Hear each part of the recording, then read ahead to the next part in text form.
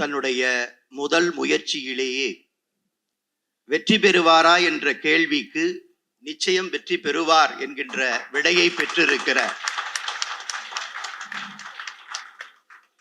அன்பிற்குரிய தம்பி சரவணகுமரன் ஐஆர்எஸ் எழுதியுள்ள பிடிமண் நாவல் வெளியீட்டு விழாவிலே கலந்து கொண்டு சிறப்பு செய்து கொண்டிருக்கக்கூடிய அன்பிற்குரிய பெரியவர்கள், அன்பு சகோதரர் திரு சே ராஜேந்திரன் ஈயாப்பா அவர்களே, முனைவர் சு ஆம்ஸ்ட்ராங் உறுப்பினர் துணைவேந்தர் கூட்டுக்குழு சென்னை பல்கலைக்கழகம் அவர்களே, திரு நல்லூர் சரவணன் துறை தலைவர் சைவ சித்தாந்த துறை சென்னை பல்கலைக்கழகம் அவர்களே, வாழ்த்துறை வழங்கி அமர்ந்திருக்கக்கூடிய ஆணையர் வருமான வரித்துறை திரு மா முரளி ஐஆர்எஸ் அவர்களே, பல வெற்றி படங்களை தந்து தமிழ் திரையுலகில் தனக்கென தனிமுத்திரை பதித்து வைத்திருக்கக்கூடிய அன்பிற்குரிய இயக்குனர் திரு பாலா அவர்களே, எனக்கு பின்னால் இந்த நாவலுக்கு மதிப்புரை வழங்க இருக்கிற எழுத்தாளர் திரைப்பட நடிகர் திரு வேல ராமமூர்த்தி அவர்களே, எழுத்தாளர் திரு பபா செல்லதுரை அவர்களே, மேடையிலே இருப்பவர்களுடைய பெயர்களை மாத்திரம்தான் நான் விழித்து பேசியிருக்கிறேன். மண்டபத்திலே இருக்கக்கூடிய பெயர்களை எல்லாம் விழித்து பேச வேண்டும் என்று சொன்னால் நாளை காலை பொழுது விடிந்துவிடும். ஏனென்றால் அத்துணை பெரிய பிரமுகர்கள் இங்கே அமர்ந்திருக்கிறீர்கள். ஒவ்வொருவரும் ஒவ்வொரு துறையிலே தடம் பதித்து சாதித்து சாதனை நாயகர்களாக மின்னி ஜொலித்தவர்களை பலரை நாள் இங்கே கண்ணுற முடிகிறது, பார்க்க முடிகிறது. வளர்ந்து வரக்கூடியவர்கள், வளர்ந்து கொண்டிருக்கக்கூடியவர்கள் என்று எல்லா தரப்பிலும் இருக்கக்கூடிய ஒரு மிக பெரும் கூட்டத்தை சரவணகுமாரும் அவருடைய குடும்பத்தாரும் இங்கே கூட்டியிருக்கிறார்கள். எனவே உங்கள் அத்துணை பேரையும் மிகுந்த அன்பால் வணங்கி மகிழ்கிறேன்.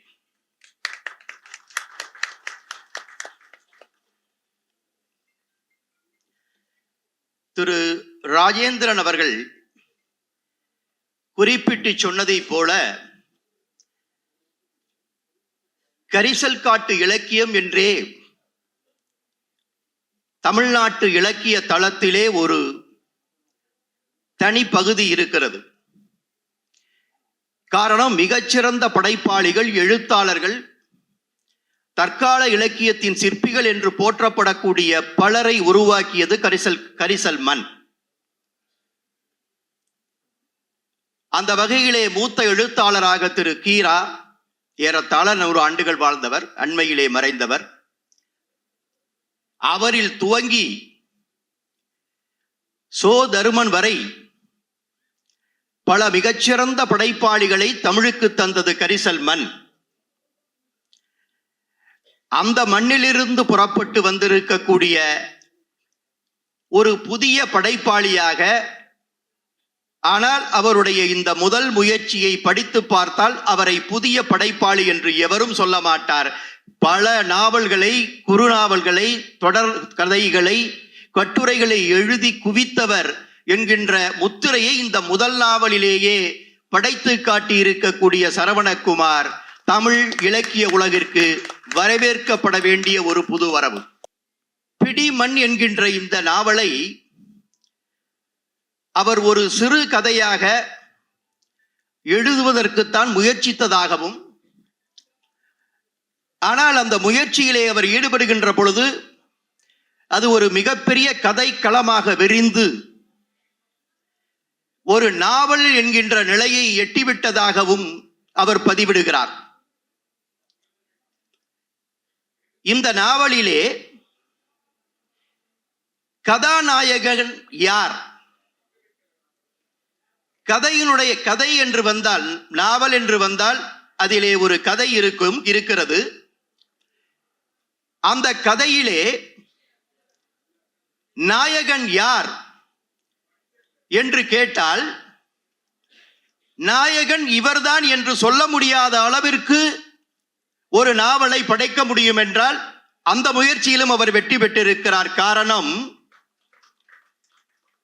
கதாநாயகன் சங்கையாவா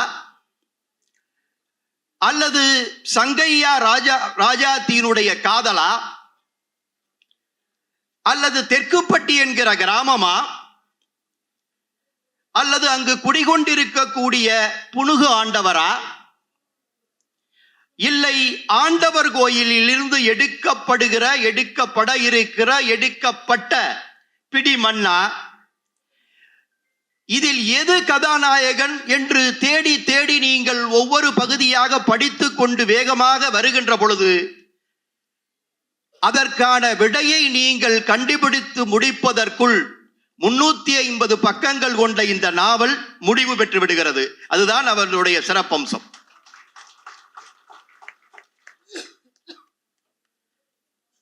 தன்னுடைய அம்மாவினுடைய அம்மா, அம்மத்தாவா அம்மாச்சியா?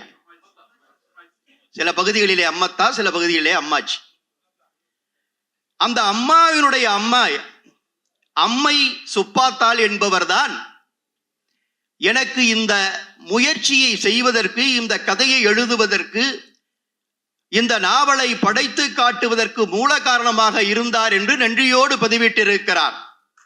அப்படி என்றால் அந்த அம்மையார் எப்படிப்பட்ட ஞானம் படைத்தவராக இருக்க வேண்டும் என்பதை நாம் எல்லாம் சிந்தித்து பார்க்க வேண்டும். தன்னுடைய தந்தையின் பெயரான சீனிச்சாமி சங்கையா என்கிற பெயரையும் இந்த கதைக்களத்தினுடைய கதாநாயகர் என்று கருதப்படுகிறவருக்கு அவர் சூட்டியிருக்கிறார் மிக லாபகமாக. இவையெல்லாம் ஒரு தேர்ந்த எழுத்தாளர்கள் கடைபிடிக்கக்கூடிய யுக்தி. அந்த யுக்தியை முதல் முயற்சியிலேயே அவர் கடைபிடித்திருக்கிறார். கதையினுடைய களம் கருப்பொருள் என்றால் தெய்வ வழிபாட்டிலே அன்பிற்குரிய திரு ராஜேந்திரன் ஐஏஎஸ் அவர்கள் குறிப்பிட்டு சொன்னதை போல 2 வகை வழிபாடுகள் உண்டு. பெருநெறி சார்ந்த இறை வழிபாடு, அதை பற்றி விரிவாகவே அவர் சொல்லிவிட்டார். அதை தாண்டி ஒரு வழிபாடு இருக்கிறது, அது நாட்டார் தெய்வங்கள் வழிபாடு. அதைத்தான் நாம் குலசாமி வழிபாடு என்று சொல்கிறோம். நீங்கள் இன்றைக்கும்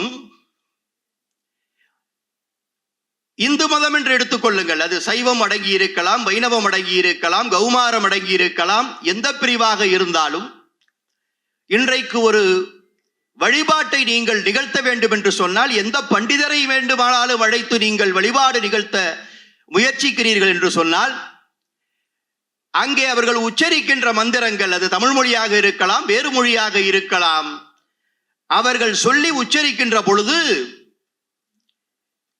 இஷ்ட தேவதா, குல தேவதா, உங்களுடைய விருப்ப தெய்வம், உங்களுடைய குல தெய்வம், அவருடைய பெயரை சொல்லுங்கள் என்று சொல்லி அந்த இஷ்ட தெய்வத்தையும் குல தெய்வத்தையும் வணங்கித்தான் எந்த ஒரு பூஜையையும் செய்கிறோம். வழிபாடு நடத்துகிறவர்களுக்காக நான் சொல்கிறேன். நம்பிக்கை இல்லாதவர்கள் கூட இங்கே இருக்கலாம், அவர்களை பற்றி நாம் ஒன்றும் சொல்லவில்லை.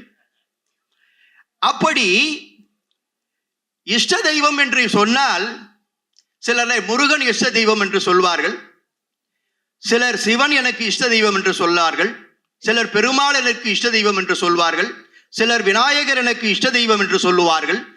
இன்னும் பல பல தெய்வங்களை இவர்தான் என்னுடைய இஷ்ட தெய்வர், அவரை வணங்காமல் நான் எந்த காரியமும் செய்வதில்லை என்று நம்மில் பலர் சொல்லுவோம். அதுதான் பெருநெறி சார்ந்த இறை வழிபாடு.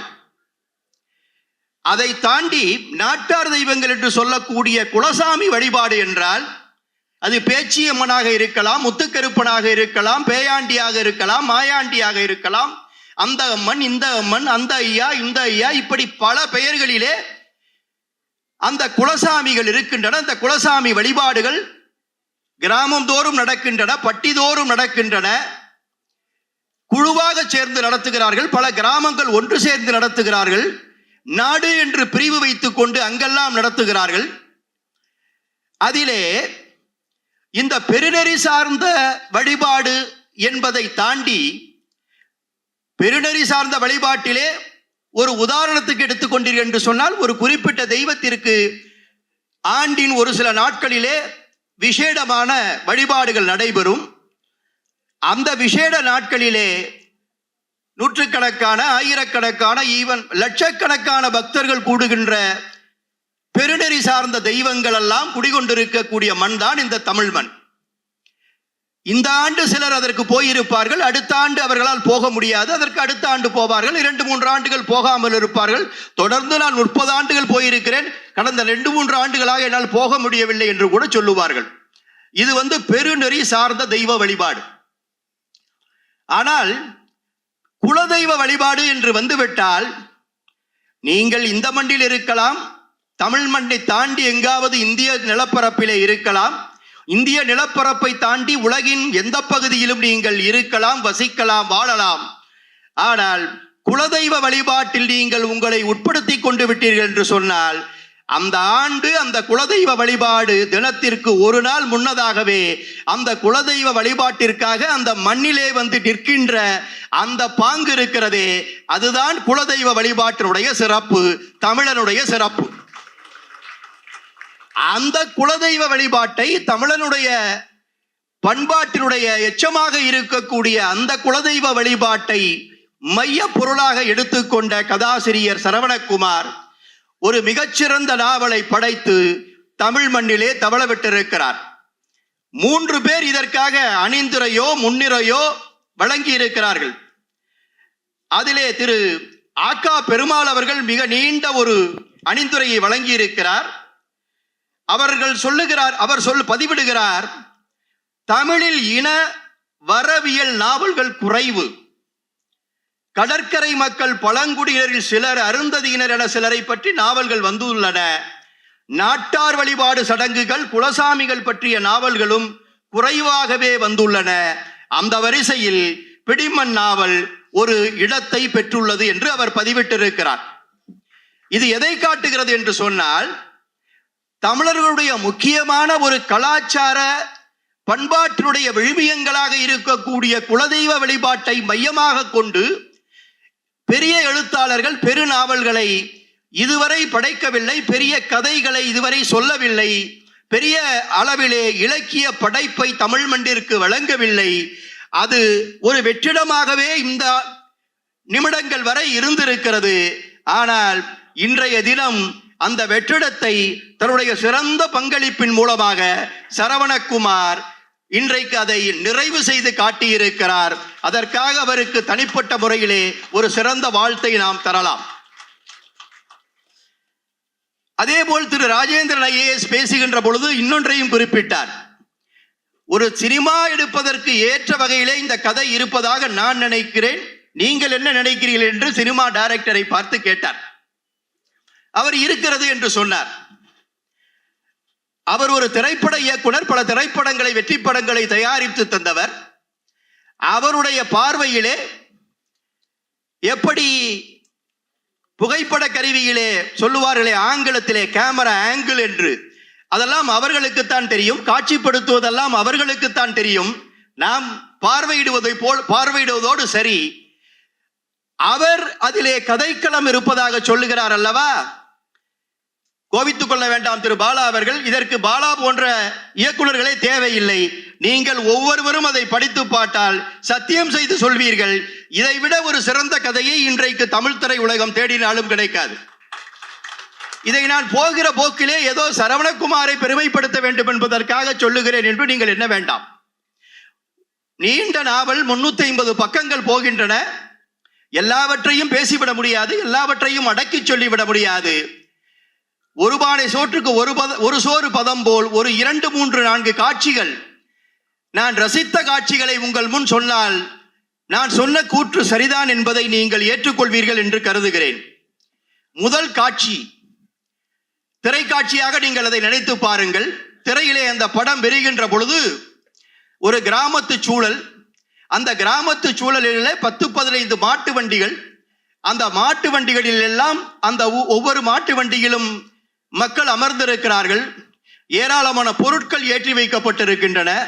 அந்த பொருட்களை எல்லாம் நோக்குகின்ற பொழுது இவர்கள் எல்லாம் ஏதோ ஒரு பண்டிகையை கூட்டாக நடத்துவதற்காக விரைவாக சென்று கொண்டிருப்பதை போன்ற ஒரு தோற்றம். அப்படி ஒரு பெரும் மாட்டு வண்டி கூட்டம் அந்த சாலையிலே ஜல் ஜல் என்று நடைபோடுகிறது என்று அவர் ஆரம்பித்து அந்த காட்சியை விரிக்கிறார்.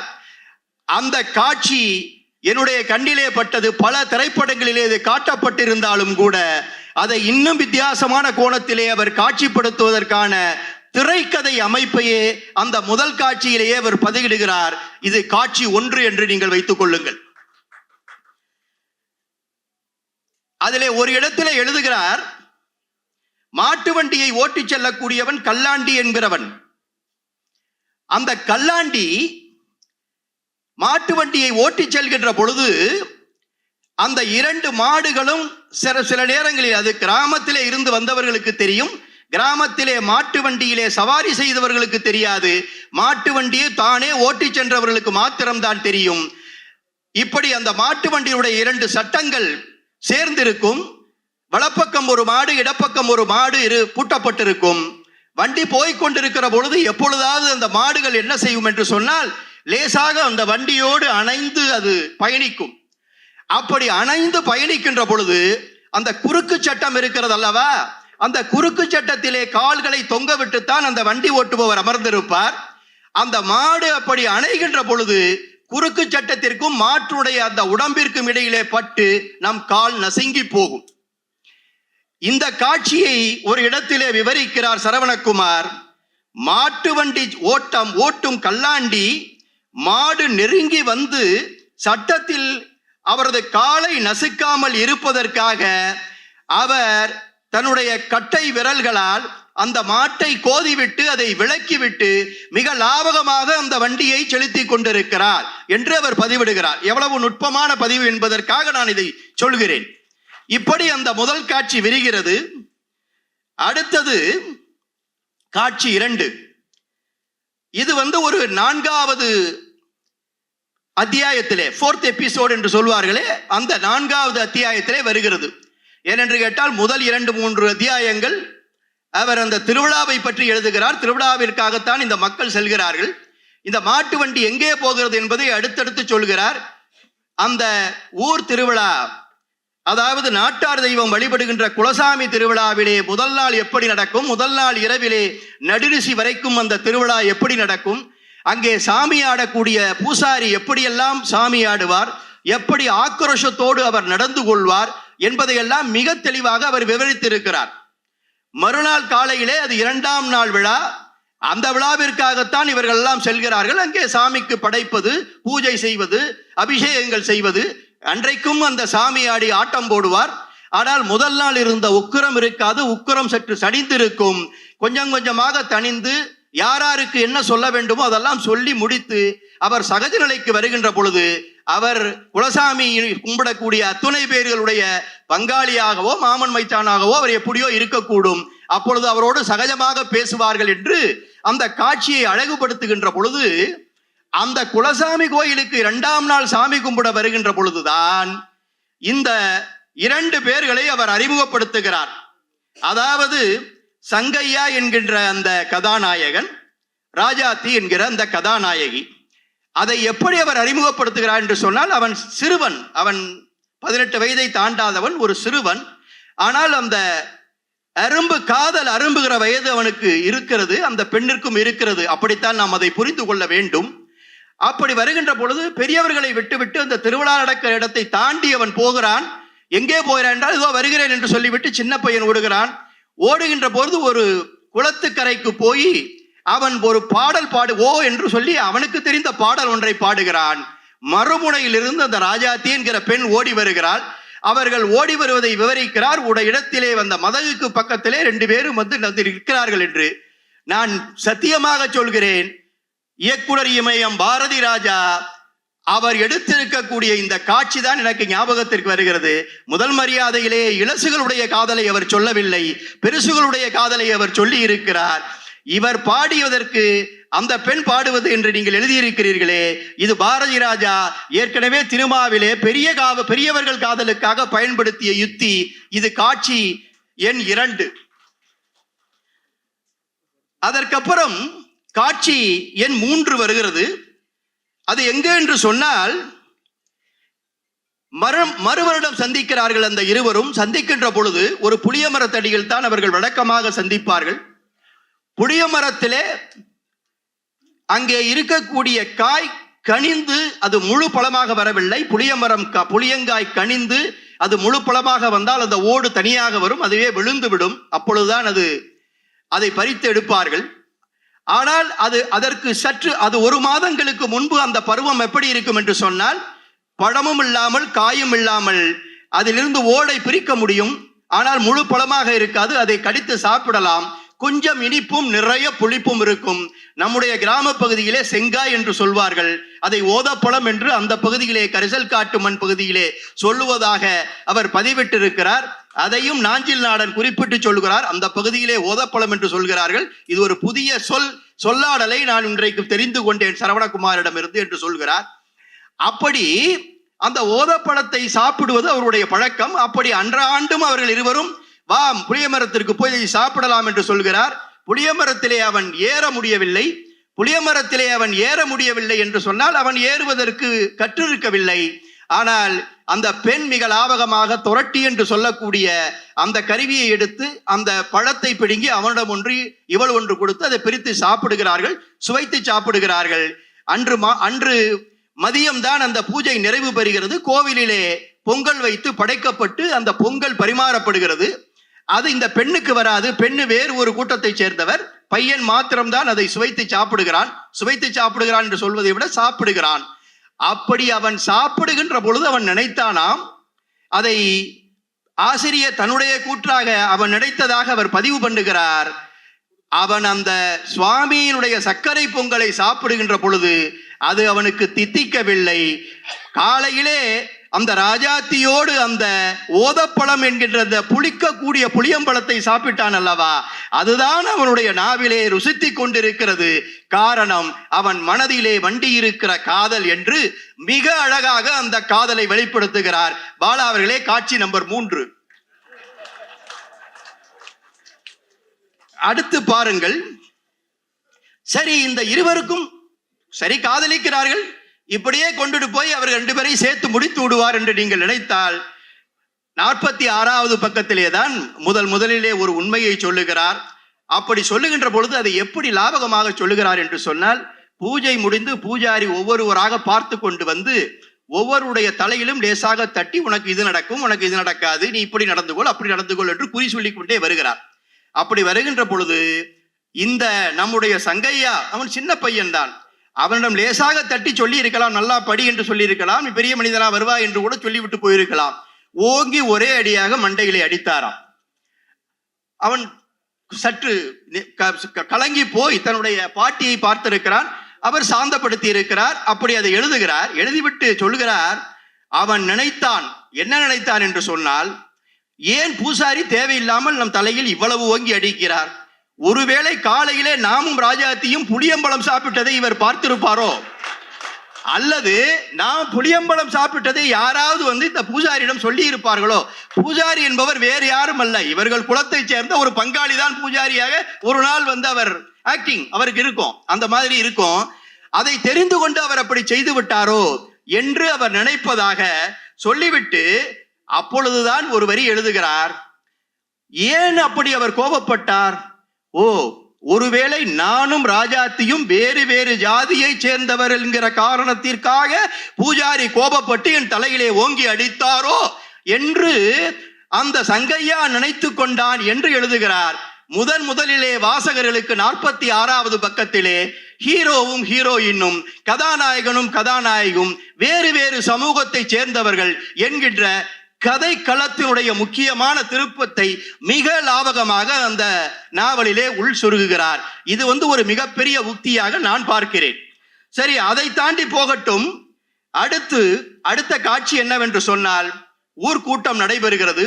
காரணம், கூட்டத்திற்கான நோக்கம் என்னவென்று சொன்னால், அங்கே இருக்கக்கூடிய குலசாமி, ஒரு குறிப்பிட்ட குலத்திற்கான குலசாமி, பன்னெடுங்காலமாக அதை தொழுது வந்திருக்கிறார்கள். ஆனால் காலப்போக்கிலே பல இடப்பெயர்வுகள், புலப்பெயர்வுகள் நடந்ததால் அந்த குலத்தை சேர்ந்தவர்கள் அந்த ஊரை விட்டு நிறைய பேர் வெளியூர்களுக்கு சென்று விட்டார்கள். அப்படி இருக்கின்ற பொழுது அந்த குலசாமி இருக்கக்கூடிய இடத்தை சுற்றி வேறு ஒரு குலத்தை சேர்ந்தவர்கள் வந்து நிறைய குடியேறி விட்டார்கள். இப்படிப்பட்ட சூழலிலே நாம் போய் அங்கே சாமி கும்பிடுவதே சிரமமாக இருக்கிறது. அது தேவையற்ற சச்சரவுகளை உருவாக்குகிறது என்பதற்காக என்ன செய்யலாம், அதற்கு வழி என்ன? அவர்களிடம் பேசி சமாதானமாக சுமூகமாக அதை செய்ய முடியுமா? அதற்கு வாய்ப்பில்லை என்றால் குலசாமியவே மாற்றிவிட முடியுமா? இப்பொழுது கதையினுடைய முக்கிய கரு வந்து விட்டது, பார்த்தீர்களா என்று முடிவு செய்வதற்காக ஒரு கூட்டம் நடைபெறுகிறது. நன்றாக கற்பனை செய்து பாருங்கள். சினிமாக்காரர்கள் மிக எளிதாக இதை காட்சிப்படுத்த முடியும். ஒரு கூட்டத்திலே 100 பேர் 200 பேர் 500 பேர் கலந்திருந்தால் ஒவ்வொருவரும் எப்படி கருத்துக்களை சொல்வார்கள், எங்கெல்லாம் அது ஒரு மன விரோதங்கள் இது உண்டாக்கும், ஆங்கிலத்திலே கான்ஃப்ளிக்ட் என்று சொல்லுவோமே, அப்படிப்பட்ட ஒரு நிலைமை வரும். அதை எப்படி சரி செய்வார்கள், அங்கே ஏதாவது வாய்த்துடுக்கான பேச்சு வருகிறதா என்பதையெல்லாம் நாம் அந்த இடத்திலே கதைப்படுத்த முடியும். கதைப்படுத்தி இருக்கிறார். காட்சிப்படுத்துவது எளிது. இது காட்சி நம்பர் 4. அந்த இடத்திலே அவனுடைய படை பலத்தை அறிவோம். 2 லட்சம் பேர் கொண்ட மிகப்பெரிய படையை அன்றைக்கு இந்திய மண்ணிலே வைத்திருந்தவன் ராஜராஜ சோழன். அதனால் தான் அந்த பேரரசு யாரும் நெருங்க முடியாத மிகப்பெரிய பேரரசாக சோழ பேரரசு விளங்கிற்று. இதெல்லாம் வரலாறு. அந்த வரலாற்றை படைத்த ராஜராஜ சோழன் மிகுந்த இறைபக்தி மிக்கவன், சிவபக்தி மிக்கவன். எனவே சிவனுக்கு ஒரு மிகப்பெரிய ஆலயம் எழுப்ப வேண்டும் என்பதற்காக இன்றைக்கு உலகமே மெச்சக்கூடிய தஞ்சை பெரிய கோவிலை உருவாக்கி 1000 ஆண்டுகளை கடந்து தமிழரின் வரலாற்று சின்னமாக அது இன்றைக்கு நின்று கொண்டிருக்கிறது தஞ்சை மண்ணிலே. அப்படி சிவனுக்காக அவ்வளவு பெரிய முயற்சி எடுத்து அவன் அந்த கோயிலை கட்டினான். அது பாராட்டுக்குரியதுதான். ஆனால் அதே காலகட்டத்திலே கஜினி முகமது படையெடுத்து வந்து இன்றைக்கு குஜராத்தினுடைய ஒரு பகுதியாக இருக்கக்கூடிய சோமநாதபுரம் ஆலயத்திலே இருக்கக்கூடிய அந்த கடவுளை, தெய்வங்களை எல்லாம் அடித்து நொறுக்கி கொள்ளையடித்து சென்றானே, அது ராஜராஜ சோழனுக்கு தெரிந்திருக்கும் தானே? அப்படி தெரிந்திருந்தால் 2 லட்சம் சேனைகளை வைத்திருந்த ராஜராஜ சோழன் ஒரு முயற்சி எடுத்திருந்தால் கஜினியை ஓட ஓட விரட்டி இருக்க முடியும், சோமநாதபுரத்தை காப்பாற்றி இருக்க முடியும். மீண்டும் ஒரு முறை இந்த இந்திய மண்ணிலே படையெடுத்தால் நம் உயிருக்கு ஆபத்து, நம் படைகள் அழிந்து போய் விடுவார்கள் என்று பயந்து கஜினி மீண்டும் மீண்டும் 17 முறை படையெடுத்தால் என்று சொல்கிறோமே, அது இல்லாமலேயே செய்திருக்க முடியும் அல்லவா ராஜராஜ சோழனுக்கு? ஏன் பெருமன்னன் ராஜராஜ சோழன் அதை செய்யவில்லை? காரணம் என்னவென்று சொன்னால், ராஜராஜ சோழனை பொறுத்தளவிலே சோழ மண்டலம் இருக்கிறதே, அந்த சோழ பேரரசுக்கு உட்பட்ட பகுதிதான் அவனுடைய நாடு, அவனுடைய மண், அவனுடைய மக்கள் என்கிற அளவிலே அந்த காலத்திலே மனப்போக்குகள் இருந்தன.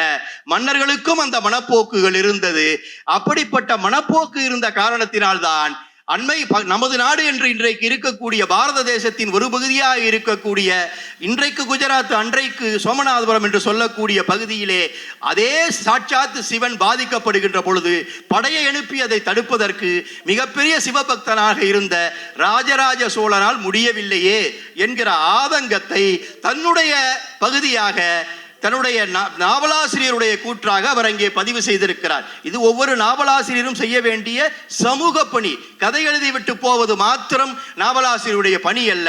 சமூகத்துக்கு அதன் மூலம் என்ன சொல்ல வருகிறோம் என்பதை நாவலாசிரியர்கள் தங்களுடைய கூற்றாக சொல்வது வழக்கம். அந்த முயற்சியிலும் அவர் வெற்றி பெற்றிருக்கிறார். அதற்கு பிறகு ஒரு காட்சி, மீண்டும் இந்த காதல் காட்சி வந்து விடுகிறது.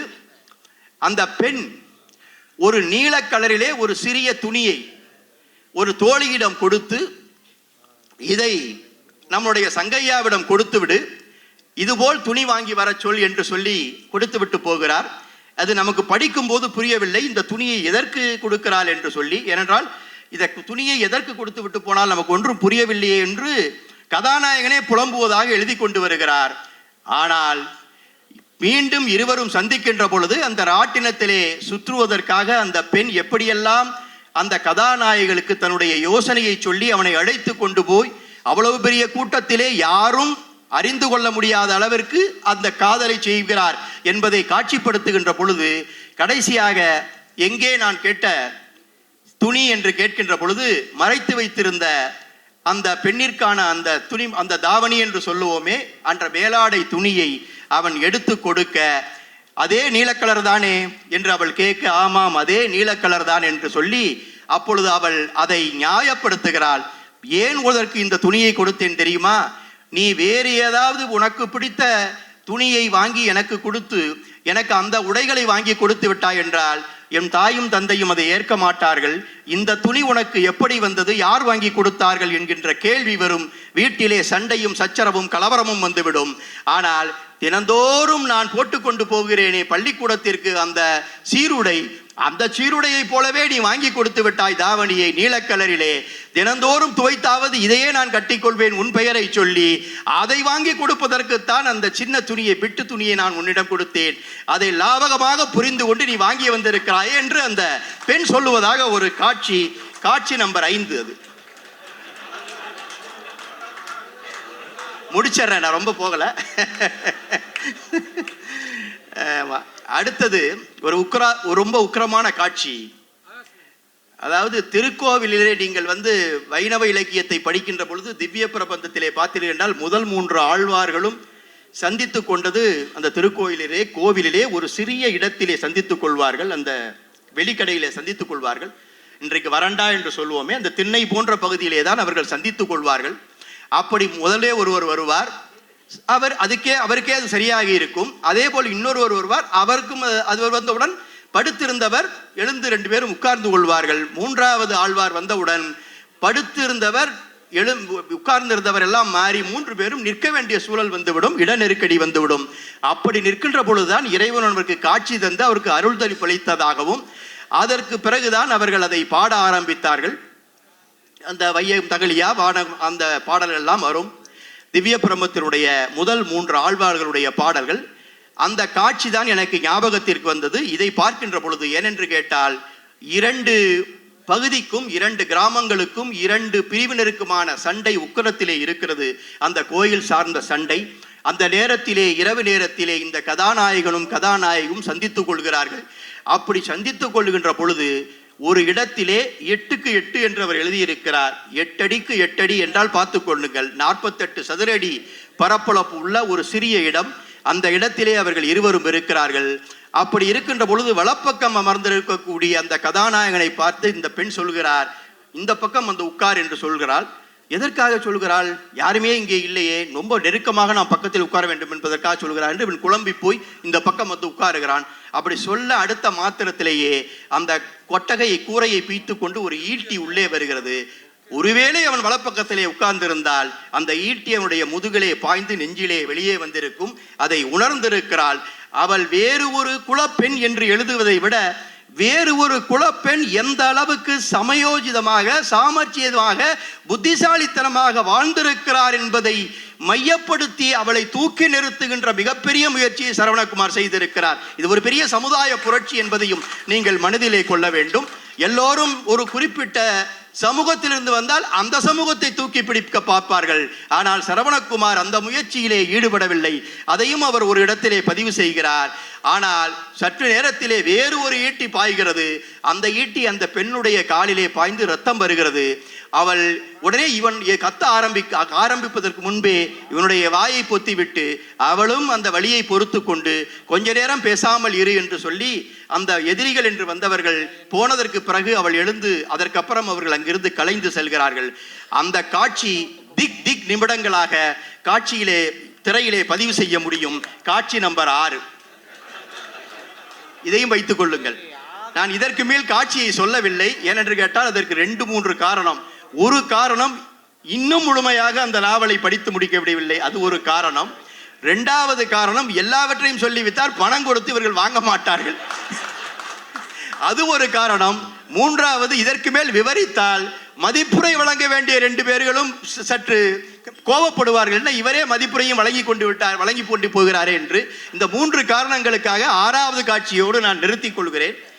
இப்படி போகின்ற இந்த கதைக்களம். அதற்கு பிறகு அவர்கள் இருவரும் சில முடிவுகளை எடுக்கிறார்கள். அவன் டெல்லிக்கு செல்கிறான். டெல்லியிலே போய் அவன் படிக்கிறான், IAS ஆவதற்கு முயற்சிக்கிறான். அவனால் முடியவில்லை. ஆனால் அவனுடைய தோழி அங்கே அறிமுகமாகிறார், சங்கரி சௌத்ரி என்று. அந்த பெண் கலெக்டர் ஆகிறார். அவர் இவன் ஊருக்கே கலெக்டராக வர வேண்டும் என்று சத்தியம் வாங்குகிறான். அந்த சத்தியத்தின்படி அவள் இங்கே வந்து இந்த ஊரிலே கலெக்டராகி இந்த ஊரிலே அந்த கிராமத்திலே சென்று அந்த பிணக்கை தீர்ப்பதற்காக, அந்த பிடிமண் எடுப்பதற்கு தன்னாலான முயற்சிகள் எல்லாம் அந்த ராஜாத்தியோடு சேர்ந்து இருவருமாக சேர்ந்து அந்த பிடிமண்ணை எடுத்து வர செய்து பிடிமண்ணும் நிறுவப்பட்டு அங்கே அந்த குலதெய்வம் அங்கே வேறு ஒரு புதிய இடத்திலே அந்த மக்களுடைய விருப்பத்தை நிறைவேற்றுவதாக அந்த கதைக்களத்தை முடித்துவிட்டு அந்த சங்கரி என்று சொல்லக்கூடிய அந்த பெண்ணும் IAS கலெக்டரும் அந்த இன்னொரு பெண், அந்த ராஜாத்தி என்று சொல்லக்கூடிய அந்த கதாநாயகியும் ஒருவருக்கொருவர் தோளிலே கை போட்டு விட்டு நடந்து போவதை போல் ஒரு காட்சி. அதுதான் கிளைமேக்ஸ் காட்சி என்கிற அளவிலே அவர் முடித்திருக்கிறார். எனக்கு திருப்தி இல்லை. காரணம், தமிழ் உலகம் உங்களுக்கு தெரியும், கடைசியாக காதலனும் காதலியும் சேர்ந்து திருமணம் செய்து அந்த திருமணத்திற்கே சாப்பாடு போடுற வரைக்கும் நீங்க காட்சி காட்டலைன்னா படம் ஓடாது. அதனால நீங்க என்ன பண்ண போறீங்கன்னு கேட்டேன் அவர் சரவணகுமார. 2ஆம் பாகம் எழுதுகின்ற முயற்சி இருக்கிறதா என்று கேட்டேன். இருக்கிறது என்று அவர் ஒப்புக்கொண்டிருக்கிறார். எழுதுவார் என்று நினைக்கிறேன். நீங்கள் எப்படி பாகுபலி படத்திலே முதலிலே வரக்கூடிய காட்சிகள் எல்லாம் மிக அழகாக ஒரு காதல் காட்சியாக அங்கே அவர் அந்த நம்முடைய ஆந்திராவை சேர்ந்த டைரக்டர் அவர் தானே எடுத்தார், அவர் எடுத்திருப்பார், மிகச்சிறப்பாக இருக்கும். ஆனால் பின்பகுதியிலே ஆக்ரோஷமான சண்டைகளை காட்டுவார். இரண்டையும் மக்கள் ஏற்றுக்கொண்டார்கள். காதல் இல்லாமல் வீரம் இல்லை, வீரம் இல்லாமல் காதல் இல்லை, காதலும் வீரமும் தமிழர்களின் பரம்பரை சொத்து. அந்த இரண்டையும் மிகச்சரியாக கையாண்டிருக்கிறார் சரவணகுமார். முதல் முயற்சியிலேயே, முதல் இன்னிங்ஸிலேயே டபுள் செஞ்சுரி அடித்த பெருமையோடு அவர் இன்றைக்கு அமர்ந்திருக்கிறார். இந்த நாவல் நிச்சயம் வெற்றி பெறும். இந்த நாவல் ஒரு திரைக்கதைக்கான களத்தை நிச்சயமாக நிறுவி இருக்கிறது. அதை உங்களை போன்ற திரை சம்பந்தப்பட்டவர்கள் படித்து பார்த்து முடிவு செய்து கொள்ளுங்கள். இது போன்ற பல படைப்புகளை தமிழ் உலகத்திற்கு, தமிழ் இலக்கிய உலகத்திற்கு சரவணகுமார் தொடர்ந்து தர வேண்டும் என்று அவரை வாழ்த்தி விழைந்து இந்த வாய்ப்புக்கு நன்றி பாராட்டி விடைபெற்றுக் கொள்கிறேன். நன்றி, வணக்கம்.